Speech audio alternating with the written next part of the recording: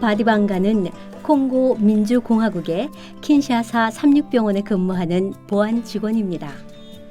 처음 이 병원에 고용되었을 때만 해도 그는 재림교회에 대한 지식이 없었습니다. 그저 매일 저녁 병원에서 예배를 드리는 광경이 좀 특이하게 느껴졌을 뿐이었죠. 몇 년 전 병원의 임직원들이 세운 작은 교회였습니다. 환자들과 의사들 그리고 이웃 몇몇이 예배에 참석합니다. 안식일이면 교회에서 찬양 소리가 울려 퍼지는데요. 곡을 직접 작곡하여 무대에 올리는 아주 재능 있는 찬양대입니다. 어느 날 바디방가는 병원 교회 전도회에 초대받았습니다.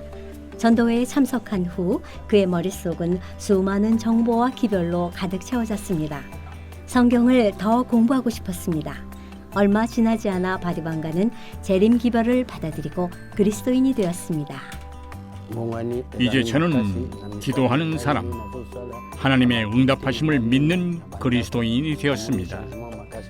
제 인생은 이전과는 완전히 달라졌습니다. 킨샤사 36병원은 그리스도의 모본을 따라 이웃들의 필요를 공급해줍니다. 헌신적인 의료진이 질병을 치료해주고 직원들은 환자들의 영적 결핍을 채워줍니다.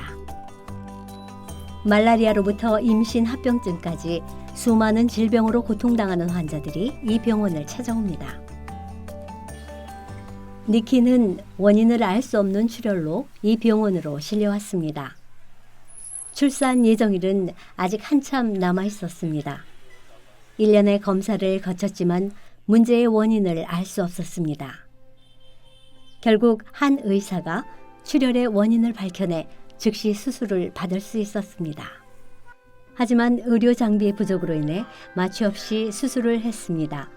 의료진은 알코올과 작은 불로 수술 도구를 소독했습니다.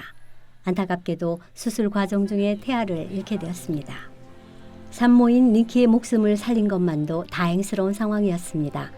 의사들은 감염을 걱정하여 끊임없는 기도로 환자를 돌봤습니다. 다행히 아무런 감염 없이 빠른 회복을 보였습니다. 주님의 보호하심이 없었다면 저 또한 살아남지 못했을 거예요. 제가 겪은 이야기를 다른 사람들과 나눌 수 있을 것이라고는 생각하지 못했습니다. 이 일을 계기로 재림 성도로 거듭난 부부는 이제 병원 교회의 일원이 되었습니다. 당시 병원에 적절한 의료 장비가 있었더라면 태아 또한 살릴 수 있었을지도 모릅니다. 전문 의료진이 있다 하더라도 의료 장비가 부족하니 치료 과정에 어려움이 따르는 것이 현실입니다. 특히 산부인과가 그러합니다. 세계 각지의 교우들에게 호소합니다. 이 병원에 필요한 의료 장비들을 보내주십시오.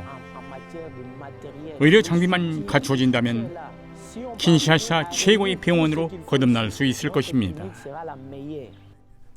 킨샤사 36병원의 의사, 간호사, 모든 임직원들이 한마음으로 기도하고 있습니다. 부족한 의료 장비를 갖춰 더 큰 의료 선교의 사명을 감당할 수 있도록 여러분께서 함께 해주시기 바랍니다. 이번 기 13째 안식일학교 헌금을 드리실 때 킨샤사 36병원을 기억해 주십시오. 감사합니다.